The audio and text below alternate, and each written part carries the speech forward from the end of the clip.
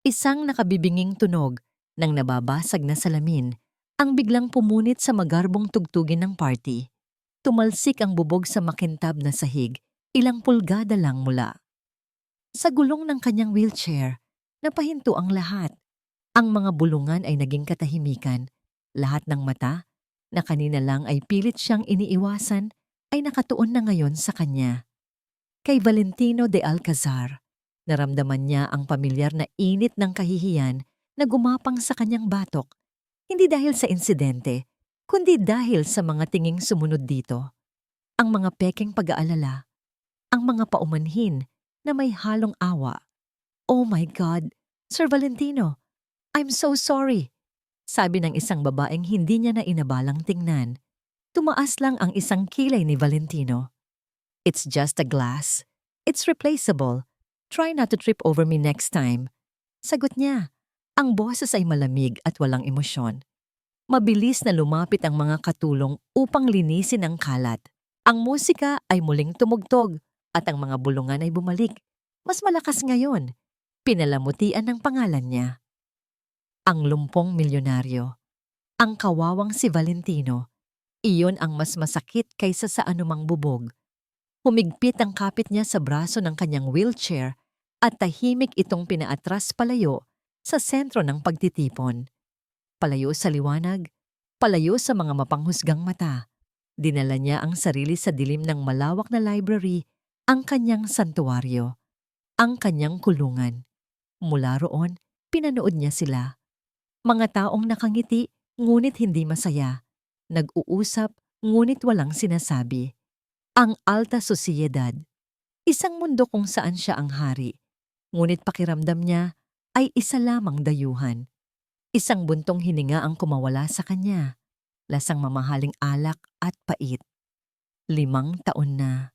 5 taon na mula nang agawin ng isang aksidente ang kanyang mga binti at ang kanyang kaluluwa. Ang yaman niya ay nanatili. Dumami pa nga.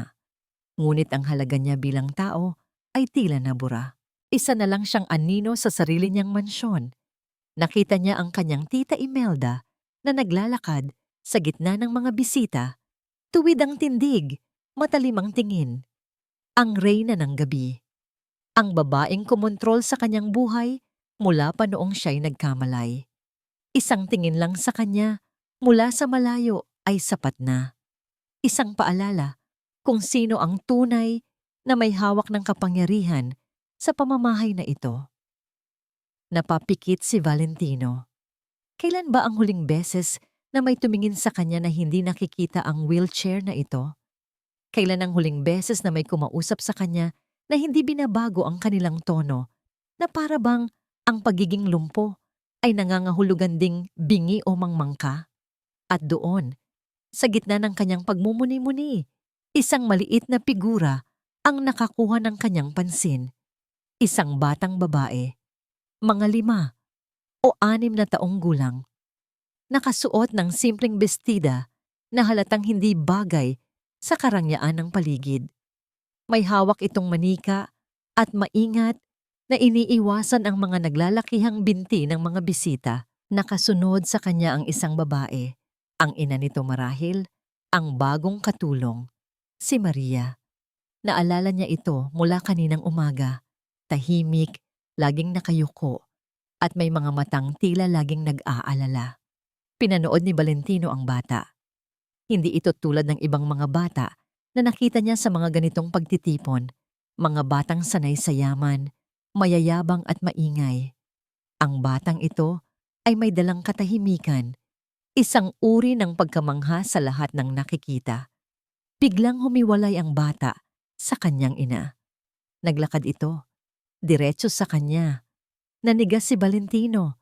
Ang unang reaksyon niya ay ang magtago, ang itulak palayo, ang sino mang papalapit. Ngunit bago pa niya magawa yon, ang bata ay nasa harap na niya. Tumigil ito, itinaas ang kanyang maliit na mukha at tinitigan siya. Inintay ni Valentino ang tanong. Ang laging tanong, bakit may gulong ang upuan mo? O ang mas masakit na tingin ng pagkaawa? Ngunit wala. Ang mga mata ng bata ay malinaw.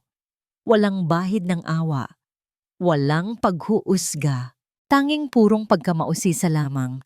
Itinuro ng bata ang kanyang mga paa, pagkatapos ay ang mga gulong ng wheelchair.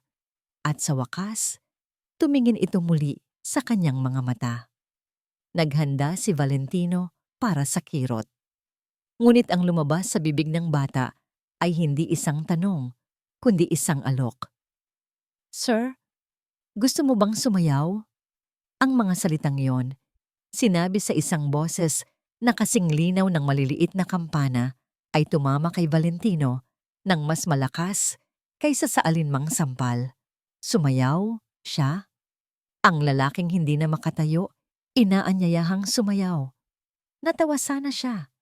Isang mapait na tawa, ngunit walang lumabas.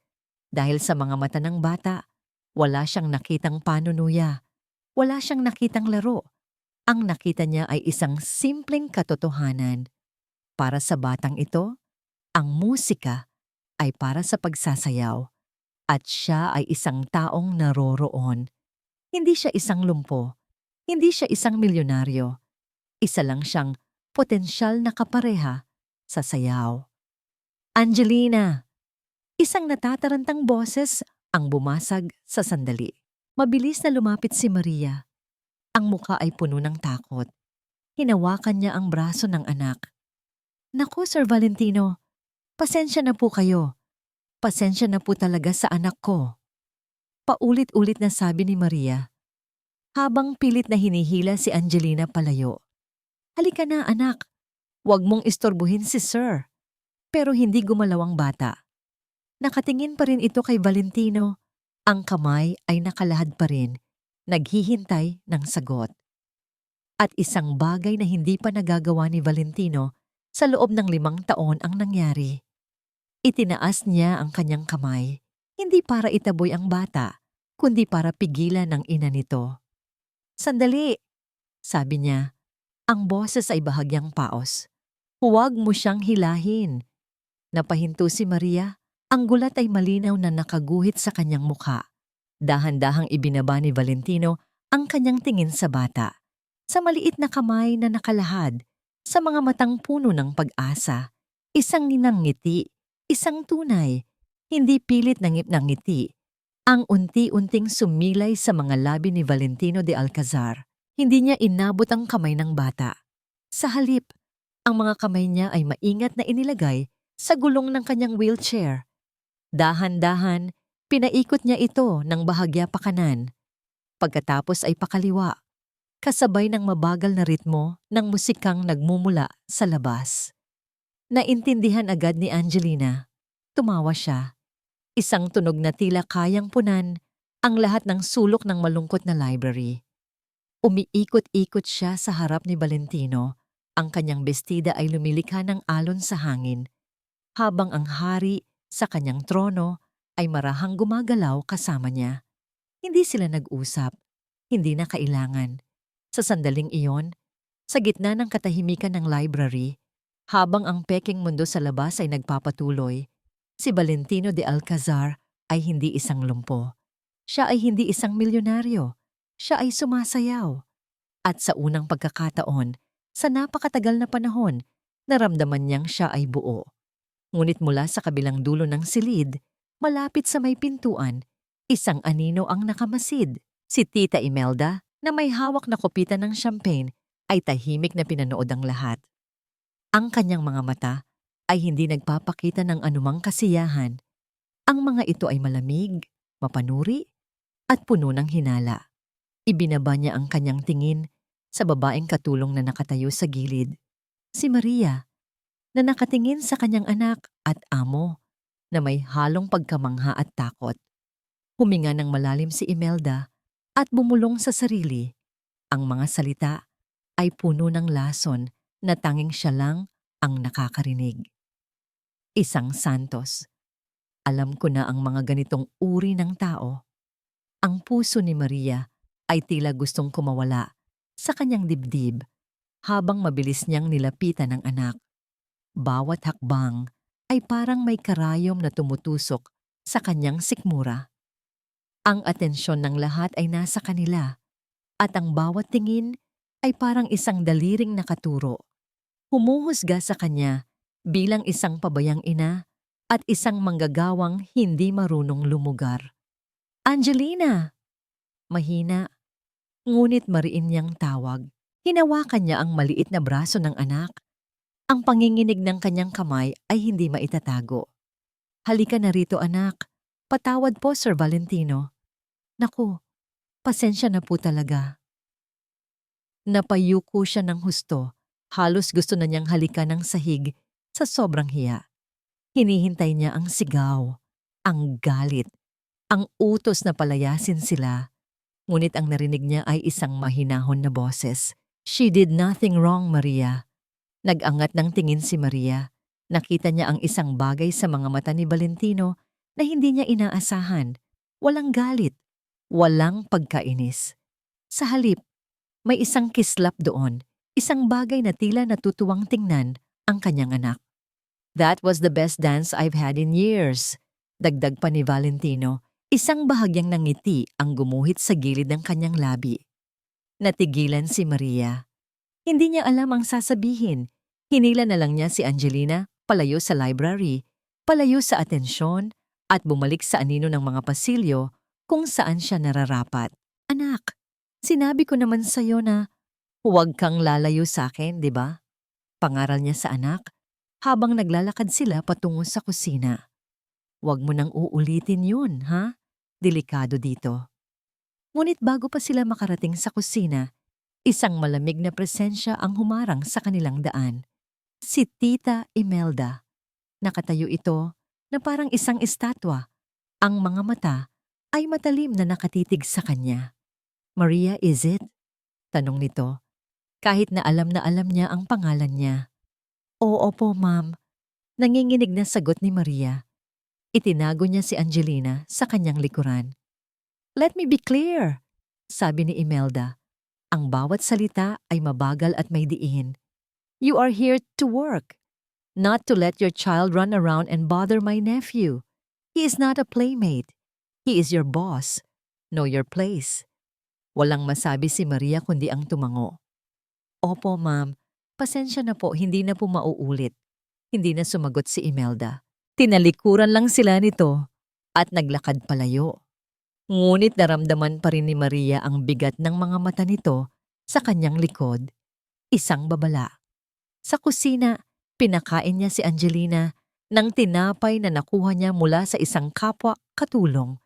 Iyon lang ang kaya niyang ibigay sa anak sa gitna ng handaan na puno ng mga pagkain na hindi nila kailanman matitikman. Habang kumakain ang anak, narinig niya ang pagtawag sa kanyang pangalan ng head chef. Maria, utos ni Sir Valentino, sabi ng chef na may halong pagtataka sa boses. Ihanda mo raw ito para sa anak mo. Inilapag ng chef sa harap niya ang isang plato ng spaghetti, 2 pirasong fried chicken at isang baso ng orange juice. Napatulala si Maria. Ito ang mga paboritong pagkain ni Angelina. Paano nalaman ni Sir Valentino? Salamat po, tanging nasabi niya. Habang pinapanood niyang kumain ng masaya ang kanyang anak, isang mainit na pakiramdam ang gumapang sa kanyang puso. Ngunit agad itong nilabanan ng takot. Ang kabaitang ito ay hindi normal. Ang kabaitang ito ay mapanganib. Kinagabihan, habang nililigpit niya ang mga pinagkainan sa isang malayong pasilyo, narinig niya ang mga boses mula sa opisina ni Valentino. Ang pinto ay bahagyang nakaawang. You cannot be serious, Valentino. Encouraging them? That woman is a nobody, a servant, and her child is a distraction. Boses iyon ni Tita Imelda, puno ng pagkasuklam. She is a mother trying to make a living, and her child is the only one in this house who doesn't look at me like I'm a broken piece of furniture. Sagot ni Valentino. Ang boses niya ay kalmado, ngunit may bigat, may kapangyarihan. They are staying, tita. I don't want to hear another word about it. Isang matagal na katahimikan ang sumunod. Pagkatapos ay narinig ni Maria ang malalakas na yabag paalis. Mabilis siyang nagtago sa isang sulok. Dumaan si Tita Imelda na masama ang timpla. At kung ang mga tingin ay nakamamatay, malamang ay bumagsak na si Maria sa sahig. Nang maramdaman niyang ligtas na, nagpatuloy siya sa kanyang trabaho, ngunit ang puso niya ay puno ng pag-aalala. Ipinagtanggol siya ni Sir Valentino, ang milyonaryong amo niya. Bakit? Maya-maya pa isang katulong ang lumapit sa kanya. Maria, pinapatawag ka ni Sir Valentino sa opisina niya. Ang kaba sa dibdib ni Maria ay mas lumala. Ito na ba yun? Baka nagbago na ang isip niya. Baka napagtanto niya na tama ang kanyang tiyahin. Dahan-dahan siyang naglakad patungo sa opisina. Ang bawat hakbang ay tila isang paghatak patungo sa kanyang kapahamakan. Kumatok siya ng marahan. Come in. Pumasok siya sa loob. Ang opisina ay malaki at napapalibutan ng mga libro. Nakaupo si Valentino sa likod ng isang malaking mesa. Ang liwanag mula sa desk lamp ay nagbibigay diin sa seryosong ekspresyon sa kanyang mukha. Upo ka, Maria. Sabi niya, itinuturo ang upuan sa harap ng mesa. Nanginginig na umupo si Maria. Ang mga kamay ay magkasalikop sa kanyang kandungan. Huwag kang matakot, sabi ni Valentino. Tila nabasa ang kanyang iniisip. You're not in trouble. Tinitigan siya ni Valentino ng ilang sandali na para bang sinusuri siya. Ilang taon na si Angelina? 5 taon po, sir. Sagot niya. Naghahanap ka na ba ng paaralan para sa kanya? Umiling si Maria kasabay ng pagyuko. Wala pa po, sir. Nag-iipon pa po. Ang totoo, malayo pa sa sapat ang iniipon niya. Ang sahod niya ay sapat lang para sa kanilang pagkain at sa maliit na kwartong inuupahan nila. Tumango si Valentino. I see. Muli silang binalot ng katahimikan. Iniisip na ni Maria ang lahat ng posibleng dahilan kung bakit siya ipinatawag. I have a proposal for you, Maria. Pagbasag ni Valentino sa katahimikan, tumingin ito ng diretso sa kanyang mga mata. I want to offer you a new position. I need a personal caregiver, someone who will assist me directly with my needs, manage my schedules, someone I can trust. Natigilan si Maria. Isang personal caregiver? Hindi siya kwalipikado para doon. Pero sir, isa lang po akong... You are capable, Maria. I can see it. Putol ni Valentino sa kanya. The pay will be 3 times your current salary. Halos malaglag si Maria sa kanyang upuan. 3 beses? That would change everything. And, patuloy ni Valentino, there is a small international school just 15 minutes from here. I will take care of Angelina's tuition, all of it. Hindi makapaniwala si Maria sa kanyang naririnig. Isang panaginip. Isang magandang panaginip na siguradong may kapalit na bangungot. Bakit? Bakit ginagawa ito ng isang taong tulad niya para sa isang taong tulad niya? What do I have to do? Tanong niya. Ang boses ay naging isang bulong. Just one condition, sagot ni Valentino. Ang kanyang mga mata ay hindi bumibitaw sa kanya. You and Angelina will move in here, into one of the guest rooms. I need you to be available whenever I need you. Ang mansyon, ang malaking mansyon na ito na parang isang palasyo, ngunit ramdam niya ay isa ring kulungan. Ang bahay kung saan narororoon si Tita Imelda. Ang alok ay napakaganda para tanggihan. Ito ang kinabukasan ni Angelina. Isang buhay na hindi niya kailanman maibibigay. Ngunit ang takot sa mga mata ni Tita Imelda, ang babala sa boses nito. Bakit po, sir? Bakit ninyo ito ginagawa? Hindi niya napigilang itanong. Sumandal si Valentino sa kanyang upuan.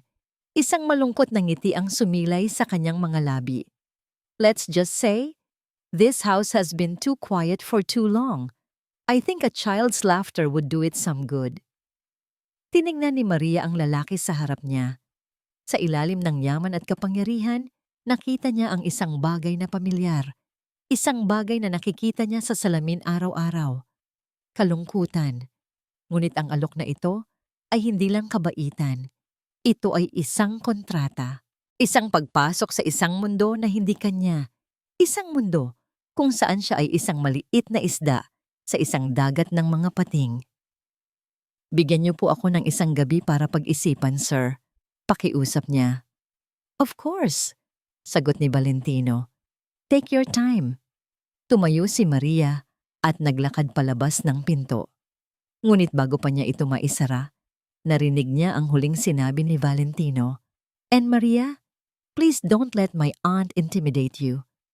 Isinara niya ang pinto. Ang puso niya ay sabay na puno ng pag-asa at pangamba. Ang alok na ito ay maaaring ang kanilang kaligtasan o maaaring ito ang simula ng kanilang pagbagsak. Nang sarhan ni Maria ang pinto, ang katahimikan sa library ay bumalik. Ngunit iba na ang dating nito. Hindi na ito ang malamig at mabigat na katahimikan na sanay si Valentino. Ngayon, ito ay isang espasyo na puno ng pag-asa, ng posibilidad. Pinaglaruan niya ang ballpen sa ibabaw ng kanyang mesa. Inamin niya sa sarili, ang alok niya kay Maria ay hindi purong kabaitan. Mayroong bahid ng pagiging makasarili. Pagod na siya sa pag-iisa. Pagod na siya sa mga peking ngiti at mga bulungan sa kanyang likuran. Sa loob ng 5 taon, ang mansyon na ito ay naging isang magandang kulungan, isang gintong hawla. At siya ang ibon na may putol na pakpak sa loob nito. Ang sayaw ni Angelina, ang takot sa mga mata ni Maria. Ang mga iyon ay totoo. Ang mga iyon ang unang totoong bagay na naramdaman niya sa napakatagal na panahon. At gusto pa niya noon. Hinahanap-hanap niya iyon. Gusto niyang marinig ang tawa ng isang bata sa mga pasilyo ng bahay. Gusto niyang makakita ng isang taong hindi siya tinitingnan bilang isang transaksyon.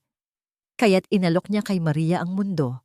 Ngunit sa pag-aalok niya nito, alam niyang hinihila niya ito at ang anak nito papasok sa kanyang gintong hawla. Isang hawla na may bantay, ang kanyang tita Imelda. At sa pag-iisip pa lang sa kanyang tiyahin, isang determinasyon ang nabuo sa loob ni Valentino. Sa buong buhay niya, laging may kontrol si tita Imelda. Ngunit sa pagkakataong ito, hindi siya papayag. Ang munting liwanag na dala ng mag-ina ay hindi niya hahayaang patayin ito. Ipaglalaban niya ito. Kinabukasan, habang nag-aalmusal, lumapit si Maria. Nakayuko pa rin ito, ngunit may bago sa kanyang tindig. Isang pahiwatig ng katatagan. Sir Valentino, magalang niyang sabi. Huminga siya ng malalim. Tinatanggap ko na po ang alok ninyo. Tumingin si Valentino sa kanya. Nakita niya ang bakas ng takot sa mga mata nito, ngunit nakita rin niya ang pag-ibig ng isang ina na handang gawin ang lahat para sa kanyang anak. Nagpapasalamat po ako sa pagkakataon, dagdag ni Maria, at makakaasa po kayo, gagawin ko ang lahat para maging karapat-dapat sa tiwala ninyo. Tumango si Valentino, isang maliit na ngiti ang sumilay sa kanyang mga labi. Isang pakiramdam ng tagumpay ang bumalot sa kanya. Good.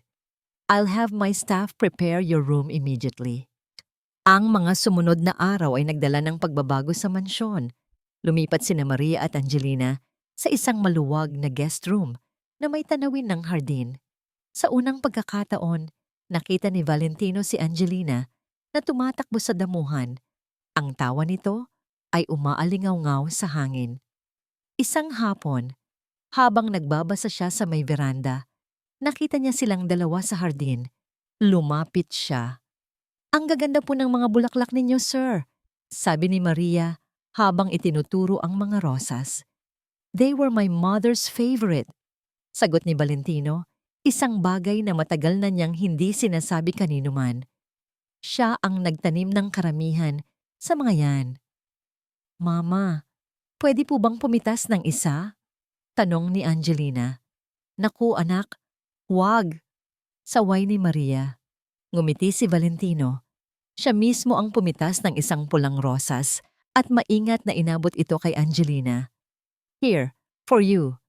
Nagningning ang mga mata ng bata. Kinuha niya ang bulaklak at inamoy. Pagkatapos, sa isang iglap, tumakbo ito palapit kay Valentino at niyakap ang kanyang mga binti. "Thank you po, Tito King." Natigilan si Valentino. Tito King, dahil lagi siyang nakaupo sa kanyang trono. Isang mainit na pakiramdam ang kumalat sa kanyang dibdib. Dahan-dahan niyang ginulo ang buhok ng bata. Naramdaman niya ang tingin ni Maria, isang tingin na puno ng pasasalamat at pagkamangha. At sa sandaling iyon, naramdaman ni Valentino na ang hawla ay hindi na gaanong nakakasakal. Pakiramdam niya ay tahanan na ito. Ngunit mula sa bintana ng ikalawang palapag, nakita niya ang isang figura, ang kanyang tita Imelda.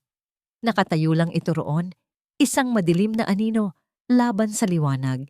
Pinapanood ang bawat galaw nila. Hindi niya maaninag ang ekspresyon nito, ngunit alam niya. Alam niyang hindi nito gusto ang kanyang nakikita. Hindi niya ito pinansin. Sa ngayon, gusto niyang namnamin ang sandaling ito, ang sandali ng kapayapaan. Pero hindi niya alam na pagkatapos siyang panoorin, tumalikod si Tita Imelda mula sa bintana. Kinuha ang kanyang cellphone at nagdial ng isang numero. "Hello," sabi niya sa kabilang linya. "I need you to find out everything about a woman named Maria Santos." "Yes, everything. I want to know where she came from, who she was with.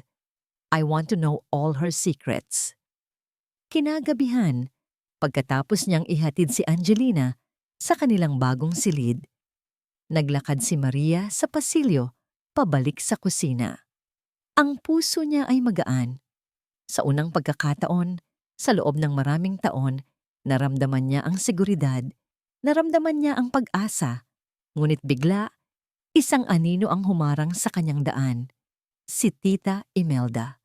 Napahinto si Maria, ang kaba ay muling bumalik. "Mukhang masaya ka," sabi ni Imelda.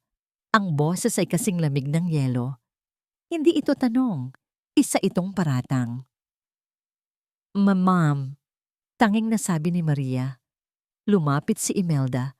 Ang kanyang mga mata ay tila kayang tumusok sa kaluluwa. "Iniisip mo ba na mananalo ka?" Napakunot noo si Maria. "Pepo, huwag kang magkunwaring inosente sa akin." Bumulong si Imelda. Ang bawat salita ay may lason. "Alam ko ang ginagawa mo, pero tandaan mo ito." Lumapit pa siya ng kaunti. Ang mukha niya ay ilang pulgada na lang mula kay Maria. "Mag-ingat ka, Maria." Ang mga laruan na pinagsawaan na ni Valentino ay madaling itinatapon. Lumipas ang mga linggo at isang bagong ritmo ang nabuo sa loob ng Mansyon de Alcazar. Isang ritmong hindi pa naririnig ni Maria kailanman sa buong buhay niya. Isang ritmo ng katatagan at sa kanyang pagkagulat ng unti-unting kaligayahan. Ang araw niya ay nagsisimula sa paghahanda kay Angelina para sa bago nitong eskwelahan. Tuwing umaga, habang isinusuot niya sa anak ang malinis na uniforme, hindi niya maiwasang mapangiti. Ito ang buhay na pinangarap niya para kay Angelina. Isang buhay na binigay sa kanila ng isang taong hindi niya lubos akalain. Pagkatapos ihatid si Angelina sa school bus na sumusundo mismo sa tarangkahan ng mansyon, ang buong atensyon ni Maria ay naibabaling na kay Valentino. Hindi madali ang kanyang trabaho. Kailangan niyang tulungan si Valentino sa halos lahat ng bagay, mula sa pag-aayos ng kanyang schedule, paghahanda ng kanyang mga dokumento, hanggang sa pag-asiste sa mga simpleng bagay na hindi na nito magawa ng mag-isa. Sa una, pareho silang naiilang. Ngunit habang tumatagal, ang kanilang mga galaw ay nagiging parang isang pamilyar na sayaw. Natuklasan ni Maria ang isang Valentino na malayo sa imahe ng masungit at malungkot na amo. Sa likod ng malamig na panlabas, mayroong isang matalinong lalaki na may matalas na pag-iisip at paminsan-minsan isang nakakagulat na sense of humor. Isang gabi, habang tinutulungan niya si Valentino na ayusin ang mga papeles sa library, aksidente niyang naitapon ang isang tasa ng kape sa sahig. "Naku po, sorry po sir. Patawad po," natataranta niyang sabi habang dalidaling kumukuha ng basahan. Inaasahan niya ang galit, ngunit ang narinig niya ay isang mahinang tawa. "It's okay, Maria," sabi ni Valentino. "Mabuti na lang at hindi sa mga kontrata ko natapon. Mas mahirap linisin ang pirma ng isang abogado kaysa sa sahig." Napangiti si Maria at sa mga sandaling tulad noon, nakakalimutan niyang amo niya ito. Ang nakikita niya ay isang kaibigan. Unti-unti, ang kanilang mga gabi ay napupuno ng mga kwentuhan. Ikinuwento ni Valentino ang tungkol sa kanyang mga magulang na maagang nawala, ang kanyang mga pangarap na maging isang piloto bago ang aksidente. Ikinuwento naman ni Maria ang simpleng buhay niya sa probinsya, ang pagkahilig niya sa pagluluto, ang mga pangarap niyang magkaroon ng sariling maliit na karinderya. Ngunit ang pinakamadilim na bahagi ng kanyang nakaraan, ang tungkol sa ama ni Angelina, ay nanatiling isang lihim na nakakandado sa kanyang puso. Ang pinakapaboritong bahagi ng araw para kay Maria ay ang hapon, kapag umuuwi na si Angelina. Tumatakbo ito papasok ng bahay diretso sa library kung saan nagtatrabaho si Valentino. "Tito King, look! I got a star!" Ipagyayabang ng bata. Hawak ang kanyang papel. Laging ibinababa ni Valentino ang anumang ginagawa niya para tingnan ang gawa ni Angelina. Minsan, tinutulungan pa niya ito sa kanyang homework. Nakaupo si Angelina sa sahig habang si Valentino sa kanyang wheelchair ay matiyagang nagpapaliwanag ng mga numero at letra. Pinapanood sila ni Maria mula sa malayo. Ang puso niya ay puno ng init. Isang larawan ng isang pamilya. Isang pamilyang imposible, ngunit nararamdaman niyang totoo. Ngunit ang bawat matamis na sandali ay laging may kasamang anino. At ang anino na yon ay may pangalan, Imelda. Palaging nandoon si Tita Imelda. Tahimik na nagmamasid. Ang kanyang mga mata ay laging nakasunod kay Maria, puno ng pagdududa. Ang kanyang mga komento ay parang maliliit na karayom, laging nakatago sa likod ng pekeng kabaitan. Isang araw, naghahanda si Maria para sa isang dinner event na pupuntahan ni Valentino. Isinuot niya ang pinakamaganda niyang bestida, isang simpleng asul na damit na minsan lang niya naisuot. Nag-utos si Valentino na sumama siya para umasiste. Habang naglalakad siya sa pasilyo, aksidenteng nabunggo siya ni Tita Imelda. Natapon ang hawak nitong red wine sa damit ni Maria. "Oh my dear, I am so terribly sorry," sabi ni Imelda. Ang boses ay puno ng pekeng pag-aalala. "How clumsy of me. Look at your dress. It's ruined." Alam ni Maria na sinadya iyon. "Okay lang po, ma'am," sabi niya.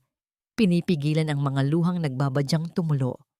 Umalis si Imelda na may isang munting ngiti ng tagumpay. Bumalik si Maria sa kanyang silid, talo at nahihiya. Hindi na siya makakasama. Ngunit ilang minuto lang ang lumipas, may kumatok. Isang katulong ang may dalang isang malaking kahon. "Pinabibigay po ni Sir Valentino," sabi ng katulong. Nagtatakang binuksan ito ni Maria. Sa loob, isang napakagandang itim na bestida ang nakalatag. Simple ngunit elegante. May kasama itong sulat. "Maria, I have a feeling something might accidentally happen tonight. Wear this instead. I'll wait for you." Napahawak si Maria sa kanyang bibig. Hindi lang damit ang ibinigay ni Valentino. Binigyan siya nito ng lakas. Pinakita nito na nakikita niya ang mga ginagawa ni Imelda at nasa panig niya ito. Kinagabihan, habang inaayos niya ang mga libro sa library, napansin niya ang isang tablet sa mesa na may nakadikit na note. "For you." Binuksan niya ito. Puno ito ng mga link sa mga online cooking classes at business management courses. Napaluha si Maria, hindi dahil sa tablet, kundi dahil sa ibig sabihin nito. Naalala ni Valentino ang pangarap niya. Naniniwala ito sa kanya. Ngunit habang tinitingnan niya ang screen, biglang umilaw ito at nag-vibrate. Isang text message mula sa isang numerong hindi niya kilala. Ang mga daliri niya ay nanginginig habang binubuksan ito. 2 pangungusap lang ang nakasulat, ngunit sapat na iyon para maging yelo ang dugo sa kanyang mga ugat at magiba ang munting mundo ng kaligayahan na kanyang itinatayo. Nakalimutan mo na ba ako, mahal ko? Ang saya na naramdaman ni Valentino ng mga nakaraang linggo ay unti-unting naglaho na parang usok na hinipan ng malamig na hangin. Pinalitan ito ng isang pader na hindi niya nakikita, ngunit malinaw niyang nararamdaman. Isang pader na biglang itinayo ni Maria sa pagitan nilang dalawa. Nagsimula ito sa mga maliliit na bagay. Ang mga ngiti ni Maria ay hindi na umaabot sa kanyang mga mata. Ang dating madali at natural nilang mga kwentuhan ay naging pilit at maikli. Palagi na itong tila nag-aalala. Ang mga mata ay laging pasulyap-sulyap sa kanyang cellphone na para bang may hinihintay na masamang balita. "Is there something wrong, Maria?" Tanong ni Valentino isang araw. "You seem distant." Wala po, sir." Mabilis niyang sagot, habang iniiwasan ang kanyang tingin. Pagod lang po siguro. Ngunit alam ni Valentino na hindi lang yun pagod. Alam niya ang itsura ng pagod. Ang nakikita niya kay Maria ay takot. Isang hapon, mula sa bintana ng library, natanaw niya si Maria sa hardin. May kausap ito sa telepono. Hindi niya ito marinig, ngunit kitang-kita niya ang tensyon sa katawan nito. Ang paraan ng paghawak niya sa telepono ay mahigpit. Ang kanyang mga balikat ay nakaarko. At bawat ilang segundo ay ninenerbiyos itong tumitingin sa paligid na para bang takot na may makakita sa kanya. Nang ibaba nito ang tawag, napasandal ito sa isang puno at napapikit. Ang mukha ay puno ng paghihirap. Sino ang kausap niya? Bakit kailangang ilihim? Ang mga tanong na yon ay umikot sa isipan ni Valentino. Isang lason na dahan-dahang kumakalat. Ang kanyang tita Imelda, na tila may kakayahang amuyin ang bawat patak ng pagdududa, ay nagdagdag pa ng panggatong sa apoy. "She seems troubled lately, Valentino." Sabi nito isang umaga habang nagkakape sila. Ang tono nito ay puno ng pagkukunwaring pag-aalala. "You have to be careful. People who come from difficult backgrounds often carry heavy baggage. You never know what secrets they're hiding." Hindi sumagot si Valentino, ngunit ang mga salita ng kanyang tiyahin ay tumagos at nanatili sa kanyang isipan. Sinubukan niyang labanan ang pagdududa. Sinubukan niyang paniwalain ang sarili na may pinagdadaanan lang si Maria at kailangan nito ng espasyo. Isang gabi, para subukang ibalik ang dati nilang gaanan, bumili siya ng paboritong cake ni Maria mula sa isang mamahaling bake shop. Dinala niya ito sa kusina kung saan nag-aayos si Maria. "Maria," mahinahon niyang tawag. Nang lumingon ito, ang mga mata nito ay nanlaki sa gulat, hindi sa tuwa. At nang ilapit niya ang wheelchair, bahagya itong umatras na para bang natakot na mahawakan. Ang reaksyon na yon, ang biglaang pag-atras, ang takot, ay tumama kay Valentino na parang isang sampal. Ang sakit na naramdaman niya ay mabilis na naging galit. Isang malamig na galit na ipinanganak mula sa pakiramdam na pinagtataksilan. "Hindi mo ba gusto?" tanong niya. Ang boses ay naging kasing lamig ng dati. "Ay hindi po, sir. Nagulat lang po ako. Salamat po," sabi ni Maria. Ngunit ang pinsala ay nagawa na. Iniwan ni Valentino ang cake sa mesa at tahimik na umalis. Ang init at koneksyon na kanyang naramdaman ay nawala na. Ang bumalik ay ang dating Valentino de Alcazar, mapaghinala, nasasaktan, at nagtatayo muli ng mga pader sa paligid ng kanyang puso. Pumasok siya sa kanyang opisina at isinara ang pinto. Hindi na niya kaya ang hindi malaman ng totoo. Hindi na niya kayang magtiwala ng bulag. Kinuha niya ang kanyang telepono at tinawagan ang kanyang pribadong investigador, isang taong matagal na niyang hindi kinakausap. "Reyes," sabi ni Valentino sa kabilang linya, "I need you to run a background check on someone for me." "Of course, sir. Sino po sila?" Huminga ng malalim si Valentino. Ang desisyon ay pinal na. Her name is Maria Santos. Alamin mo ang lahat tungkol sa kanya. Lahat. 2 araw ang lumipas. 2 araw nang nakakabinging katahimikan sa pagitan nila ni Maria. Ginagawa nila ang kanilang mga gawain, ngunit ang espasyo sa pagitan nila ay puno ng mga salitang hindi masabi at mga hinalang hindi mapangalanan. Isang gabi, habang nag-iisa si Valentino sa kanyang opisina, tumunog ang kanyang telepono. Si Reyes. "Sir," sabi ng investigador sa kabilang linya. Ang boses nito ay seryoso. Walang anumang pahiwatig ng magandang balita. "What did you find?" Tanong ni Valentino. Ang puso niya ay kumakabog ng mabilis. "Sir, may nahanap po ako. May isang lalaki sa nakaraan niya. Isang lalaking madalas daw mambugbog sa kanya ayon sa mga dating kapitbahay."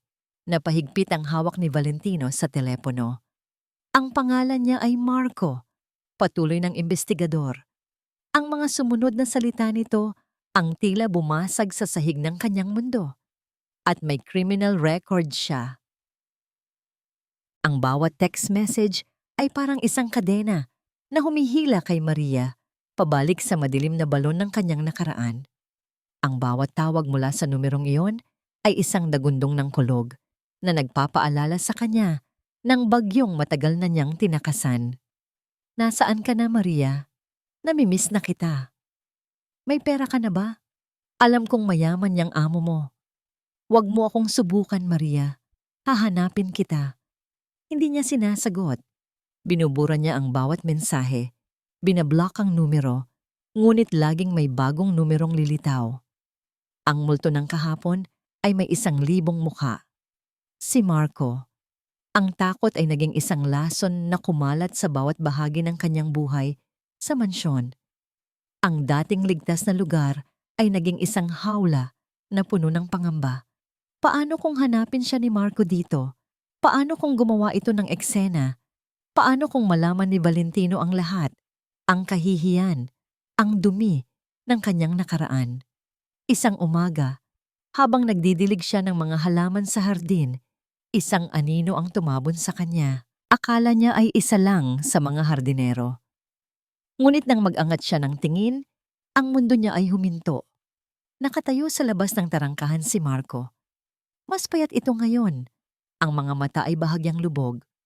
Ngunit ang mapanuyang nangiti sa kanyang mga labi ay parehong-pareho. Ang nangiting laging nauuna sa sakit. "Maria, mahal ko," sabi nito. Ang boses ay matamis, ngunit puno ng panganib. "Sa wakas, nahanap din kita. Ang ganda pala ng bago mong bahay." "Anong ginagawa mo rito?" Nanginginig na tanong ni Maria habang pasimple siyang lumalayo. "Umalis ka na." "Aalis? Kagagaling ko lang." Tumawa ito. "Pero sige, aalis ako. Sa isang kondisyon. Bigyan mo ako ng pera. Pambayad lang sa pagod ko sa paghahanap sa'yo." "Wala akong pera." Pagsisinungaling niya. "Huwag ako, Maria. Nakatira ka sa palasyo. Imposibleng wala kang pera." Sabi nito. Ang nangiti ay nawala at napalitan ng isang mapanganib na tingin. "Kung hindi mo ako bibigyan, sisiguraduhin kong malalaman ng amo mong milyonaryo kung anong klaseng babae ang pinatira niya sa bahay niya at kung sino ang ama ng anak niya." Ang banta na yon ay tumama sa kanya na parang kidlat. Si Angelina. Hindi niya hahayaang madamay ang anak niya rito. Walang pagpipilian si Maria. Kinabukasan maaga siyang lumabas at pumunta sa bangko. I-withdraw niya ang halos lahat ng kanyang naipon. Ang perang para sana sa isang emergency, ang perang pinaghirapan niya. Nakatagpo niya si Marco sa isang kanto, malayo sa mansyon. Inabot niya ang sobrang puno ng pera. "Sana sapat na yan, para hindi ka na magpakita sa akin kahit kailan," sabi niya. Ang boses ay puno ng galit at panginginig. Kinuha ni Marco ang pera, binilang ito ng mabilis at ngumisi. "Sa ngayon, sapat na ito. Magaling, Maria. Masunurin ka pa rin." Tumalikod si Marco at naglakad palayo. Iiwan si Maria na nanginginig sa gitna ng kalsada. Pakiramdam ay marumi at talunan. Pagbalik niya sa mansyon, sinalubong siya ng katahimikan. Ngunit ang katahimikan na yon ay mas mabigat kaysa dati. Ramdam niya ang pagbabago sa pakikitungo ni Valentino. Ang dating init sa mga mata nito ay napalitan ng isang malamig na pader ng pagdududa. Gabi na at abala si Maria sa pag-aayos ng mga gamit sa library nang pumasok si Valentino. Hindi ito nagsalita. Pinanood lang siya nito at ang bigat ng tingin nito ay halos magpabuwal sa kanya. Maria, sa wakas ay sabi nito. Ang boses ay seryoso. Humarap si Maria. Ang puso niya ay kumaakabog. May problema ba tayo? Tanong ni Valentino. Wala po, sir. Sagot niya. Ngunit alam niyang hindi ito naniniwala. Lumapit ang wheelchair nito sa kanya. You know you can tell me anything, right? Kung may gumugulo sa'yo, sabihin mo lang, I can help. Ang mga salita niya ay isang kamay na nakalahad, isang alok ng tulong. Gustong-gusto ni Maria na abutin ito. Gusto niyang isigaw ang lahat ng kanyang takot. Ngunit paano? Paano niya sasabihin sa perpektong lalaking ito na ang nakaraan niya ay puno ng isang halimaw? Na ang ama ng kanyang anak ay isang kriminal? Natakot siya. Natakot siyang makita ang pagkasuklam sa mga mata ni Valentino. Natakot siyang itaboy sila palayo. Kaya't pinili niya ang landas na alam niya, ang landas ng pag-iisa. Wala po talaga, sir. Salamat po sa pag-aalala. Sabi niya, yumuko at tumalikod. Isang buntong hininga ang narinig niya mula kay Valentino. Pagkatapos, sinabi nito ang mga salitang sabay na nagbigay ng saya at kirot sa kanyang puso. Gusto kita, Maria. Mahinang sabi nito. Higit pa sa pagiging amo, ikaw at si Angelina. Binigyan ninyo ng liwanag ang bahay na ito, ang buhay ko. Napapikit si Maria. Ang mga salitang yon ang matagal na niyang gustong marinig. Ngunit ngayon, ang mga ito ay parang mga kutsilyong tumutusok sa kanyang dibdib. Hindi siya karapat-dapat. Hindi po pwede, sir. Sagot niya. Hindi ito nililingon. Magkaiba po ang mundo natin. Isang mahabang katahimikan ang namagitan sa kanila. Ang tanging maririnig ay ang tibok ng kanilang mga pusong sabay na nasasaktan. Kung yan ang sinasabi mo, malamig na sagot ni Valentino at narinig na lang ni Maria ang marahang pag-alis ng wheelchair nito palayo. Naiwan siyang mag-isa. Ang mga luha ay nagsimula nang tumulo. Sa labas ng mansyon, sa kabilang kalsada, isang figura ang nakatayo sa dilim. Si Marco, hindi ito kontento sa perang nakuha. Pinapanood niya ang bahay, nag-iisip ng bago at mas malaking plano. At habang nagmamasid siya, isa pang anino ang nakakita sa kanya. Si Tita Imelda na nasa kanyang bintana ay napansin ang kahina-hinalang lalaki na nakatayo sa labas at kung paano ito tila nakatingin sa direksyon ni Maria na naglalakad sa hardin kanina. Isang ideya, isang masama at mapanirang ideya ang nabuo sa isipan ni Tita Imelda. Kinabukasan, sinadya ni Marco na magpakita muli sa labas ng gate sa oras na alam niyang sa hardin si Maria.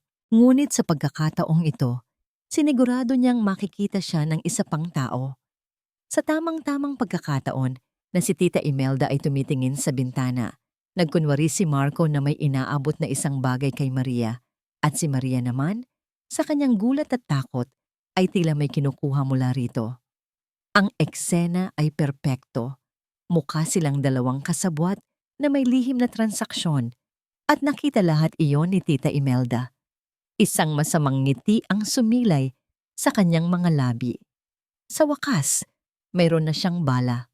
Isang bala na siguradong tatapos kay Maria Santos. Ang hangin sa Mansyon de Alcazar ay naging mas mabigat. Ang bawat sulok ay tila may dalang sikreto at ang bawat katahimikan ay puno ng mga akusasyon na hindi masambit. Para kay Valentino, ang pakiramdam ay parang dahan-dahang pagkalunod. Ang liwanag na dinala ni Maria ay unti-unti nang natatabunan ng dilim ng pagdududa. At sa gitna ng dilim na yon, pumasok si Tita Imelda, dala ang kanyang sulo ng kasinungalingan. Natagpuan niya si Valentino sa library, nakaupo sa harap ng bintana, nakatingin sa labas, ngunit wala namang tunay na nakikita. Valentino, iho, malambing na tawag ni Imelda. Ang boses ay puno ng pekeng pag-aalala. Naglapag siya ng isang tasa ng tsaa sa tabi nito. Kanina ka patahimik. May bumabagabag ba sa'yo? Hindi sumagot si Valentino. Paano niya sasabihin na ang bumabagabag sa kanya ay ang babaeng ipinagtanggol niya laban dito? Alam mo, nag-aalala lang naman ako para sa'yo. Patuloy ni Imelda. Umupo ito sa isang silya malapit sa kanya. Lalo na nitong mga nakaraang araw. What is it, tita? Walang ganang tanong ni Valentino. Huminga ng malalim si Imelda na para bang nag-aatubili siyang sabihin ang isang masakit na katotohanan. Nakita ko si Maria kanina. Sa may hardin, may kausap siyang lalaki sa labas ng gate. Agad na napatingin si Valentino sa kanya. Anong lalaki? Hindi ko kilala. Mukhang hindi katiwa-tiwala. Maingat na sabi ni Imelda, pinipinta ang bawat salita. At Valentino, nakita ko, may inabot ang lalaki sa kanya, isang sobre, at pagkatapos, nagmamadali itong umalis. Si Maria naman ay halatang kinakabahan. Ang bawat salita ay isang pako na ibinabaon sa puso ni Valentino. Ang kwento ni Imelda ay akmang-akma sa mga piraso ng palaisipan na gumugulo sa kanyang isipan. Ang mga lihim na tawag, ang biglaang pagbabago ng ugali ni Maria, at ang lalaking may criminal record na nagngangalang Marco. Baka kaibigan niya lang, sabi ni Valentino, sinusubukang kumbinsihin ang sarili. Ngumiti si Imelda ng isang malungkot na ngiti. Sana nga iho, pero hindi ko maiwasang mag-isip. Paano kung ginagamit ka lang niya? Paano kung may kasabwat siya sa labas? Ang yaman natin. Ito ay palaging isang target. Katahimikan. Nakita ni Imelda ang epekto ng kanyang mga salita. Ang lason ay kumakalat na. Tumayo siya at marahang hinaplos ang balikat ni Valentino. Patawarin mo ang iyong matandang tiyahin. Nag-aalala lang ako. Mag-ingat ka, Valentino. Iniwan ni Imelda si Valentino na mag-isa. Dala ang mga larawang ipininta niya sa kanyang isipan. Isang lihim na pagtatagpo, isang kahina-hinalang sobre, isang posibleng pagsasabuatan. Kinagabihan, hindi na nakatiis si Valentino. Ang galit at sakit na dulot ng pakiramdam na pinagtataksilan ay sumabog. Hinarap niya si Maria sa library. Walang pagbati, walang pag-aalinlangan. Ibinagsak niya sa mesa ang isang folder. Ang laman, ang report ng investigador. Natigilan si Maria nang makita ang pangalan sa ibabaw ng papel. Marco de Leon. Sino ito? Malamig na tanong ni Valentino. Ang kanyang mga mata ay nag-aapoy sa galit. Bakit mo siya tinatago sa akin? Nanginginig ang mga kamay ni Maria. Hindi siya makapagsalita. Ang pinakamasama niyang kinatatakutan ay nagkakatotoo na. Nakita kayo ni tita kanina? Patuloy ni Valentino. Tumatayo ang bawat salita na parang isang akusasyon. May inabot siya sa'yo. Pera ba yun, Maria? Bahagi ba yun ng plano ninyo? Kunin ang tiwala ko. Tapos ano? Pagnakawan ako? Hindi. Hindi po totoo yan. Sa wakas ay sigaw ni Maria. Ang mga luha ay bumuhos mula sa kanyang mga mata. Wala kaming plano. Kung gayon, sabihin mo sa akin ang totoo. Sino siya? Sinubukan ni Maria na magpaliwanag. Sinubukan niyang sabihin ang tungkol sa pambubugbog, sa pananakot, sa pagiging biktima niya. Ngunit ang mga salita ay hindi lumalabas ng tama. Naputol-putol. Magulo. Ang takot na naramdaman niya kay Marco sa loob ng maraming taon ay nagpaparalisa sa kanyang dila. Siya po ang ama ni Angelina, nauutal niyang sabi. Bumalik siya. Humihingi siya ng pera. Tinatakot niya ako. Ngunit para kay Valentino, na ang isip ay nalason na ng pagdududa, ang kanyang mga salita ay tunog na parang mga palusot. Mga kasinungalingan ng isang taong nahuli sa akto. Ang ama ni Angelina, mapait na tumawa si Valentino. At ngayon mo lang sinabi sa akin, pagkatapos mong makipagkita sa kanya ng patago? Pinagmumukha mo ba akong tanga, Maria? Sumabog ang lahat ng sakit at sama ng loob na kinimkim ni Valentino, hindi lang para kay Maria, kundi para sa lahat ng taong nanakit sa kanya. Baka nga tama si tita, sabi niya. Ang boses ay puno ng pait. Pera lang talaga ang habol mo at ginamit mo pa ang sarili mong anak para makuha ito. Ang mga huling salita ay tumama kay Maria ng mas malakas kaysa sa alinmang sampal. Ang lahat ng hangin ay tila nawala sa kanyang baga. Ang lalaking pinagkatiwalaan niya, ang lalaking minahal niya ng palihim, ay iniisip ang pinakamasamang bagay tungkol sa kanya. Hindi na siya nagsalita. Wala nang luhang tumulo. Isang malamig na pamamanhid na lang ang kanyang naramdaman. Habang nagaganap ang lahat ng ito, sa isang madilim na eskinita sa Maynila, nakikipagkita si Tita Imelda sa isang tao. Ang anino na nakatayo sa harap niya ay walang iba kundi si Marco. Inabutan ni Imelda ng isang makapal na sobre ng pera si Marco. Mas makapal kaysa sa ibinigay ni Maria. Iyan na ang bayad mo sa pag-arte mo kanina, sabi ni Imelda. Ngumisi si Marco. Salamat, ma'am. Ano po ang susunod na ipapagawa ninyo? Tumingin si Imelda sa malayo. Ang kanyang mga mata ay malamig at determinado. Gawin mong impyerno ang buhay niya, sabi niya. Siguraduhin mong aalis siya sa pamamahay na ito. Kinabukasan, gumising si Maria sa isang mundo na gumuhuna. Ang dating init ng pag-asa ay napalitan ng nagyayelong pakiramdam ng kawalan. Ang bawat sulok ng mansyon na dati nagbibigay sa kanya ng pakiramdam ng seguridad ay tila mga pader na ngayon na unti-unting lumalapit para sakalin siya. Hindi niya nakita si Valentino.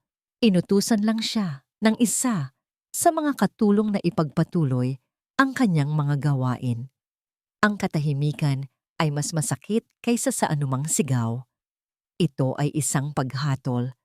Pinilit niyang maging normal sa harap ni Angelina.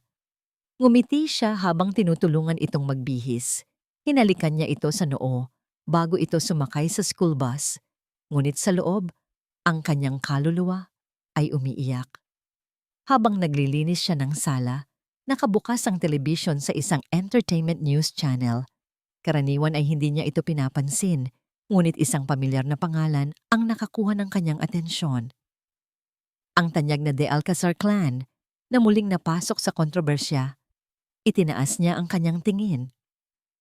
At ang kanyang dugo ay naging yelo. Ang kanyang litrato, isang stolen shot na malinaw na kuha mula sa malayo, ay nasa screen. Katabi nito, ang litrato ni Marco, isang mugshot mula sa police records. At sa gitna, isang larawan ni Valentino, nakatingin sa kawalan. Ang headline sa ibaba ng mga litrato, Milyonaryong lumpo, biktima ng isang complicated na panloloko, ang katulong at ang kanyang ex-convict na kasintahan. Nabitawan ni Maria ang hawak niyang basahan. Hindi siya makahinga. Ang article sa isang sikat na online gossip site ay nagdetalye ng isang kwentong puno ng kasinungalingan. Isinalaysay nito kung paano ginamit ng isang mapanlinlang na katulong ang kanyang kaawa-awang anak para makuha ang tiwala ng isang mayamang ngunit vulnerable na si Valentino de Alcazar. Isinalaysay nito ang tungkol sa lihim na pakikipagtagpo niya sa kanyang kasabwat na ex-convict at kung paano sila dahan-dahang kumukuha ng pera mula sa pamilya. Isang kasinungalingan. Lahat ay kasinungalingan. Ngunit nakasulat ito na parang katotohanan. Paano? Sino ang gagawa nito? At pagkatapos, Naalala niya ang mga mata ni Tita Imelda, ang malamig na banta. Siguraduhin mong aalis siya sa pamamahay na ito. Nanginig si Maria sa takot at galit. Ito ang plano ni Imelda. Hindi sapat na sirain siya sa mata ni Valentino. Kailangan siyang sirain sa mata ng buong mundo. Dala ang kanyang cellphone, nanginginig siyang tumakbo papunta sa library. Kailangan niyang magpaliwanag. Kailangan niyang sabihin kay Valentino na lahat ng ito ay gawa-gawa lamang. Naabutan niya si Valentino doon, nakaharap sa bintana. Ang likod nito ay nakaharap sa kanya. Sa mesa sa tabi nito, nakalatag ang isang tablet. Nakadisplay ang parehong article na nakita niya. "Sir Valentino?" sabi niya, ang boses ay basag. "Hindi po totoo yan. Pipakiusap, maniwala ka sa akin. Gawa-gawa lang po lahat yan." Dahan-dahang umikot ang wheelchair ni Valentino. Ang mukha nito ay isang maskara ng malamig na galit. Walang bakas ng lalaking minsan ay ngumiti sa kanya. Ang lalaking nagbigay sa kanya ng pag-asa. "Maniwala?" tanong nito. Ang boses ay walang emosyon. "Paano ako maniniwala, Maria? Your ex-convict boyfriend's face is plastered all over the news. Anong gusto mong isipin ko?" "Hindi ko po siya boyfriend. Biktima niya ako," sigaw ni Maria. Sa sandaling iyon, pumasok si Tita Imelda sa silid. May dala itong mga dokumento. "Valentino, iho, I think you need to see this," sabi niya. Ang boses ay malumanay, ngunit ang mga mata ay nagdiriwang. Inilapag niya ang mga papel sa mesa. Mga bank statement.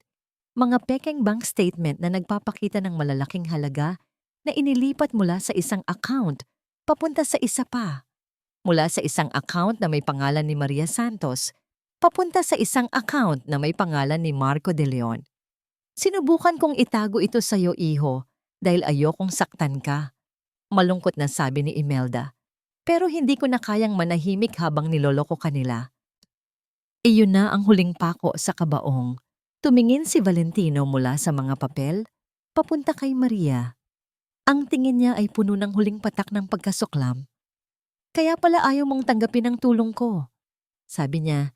Isang mapait na tawa ang kumawala sa kanya.